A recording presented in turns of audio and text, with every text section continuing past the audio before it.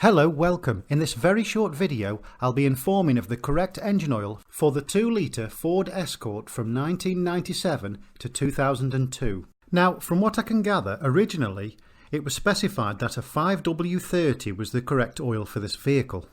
But according to some sources, this then changed to a 5W20. As from what I can gather, the Ford Motor Company now recommends that 5W20 is used in most Ford vehicles, apart from some vehicles that they have exempted from this, of course. And the reason for the change is that the 5W20 is an improved formulation, and according to testing, this improves fuel consumption without any adverse effects to the engine.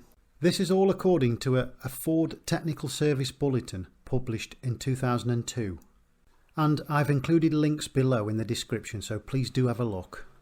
But you don't have to take my word for this. Please do go out and do some research of your own and be sure that you're putting the correct oil into your engine.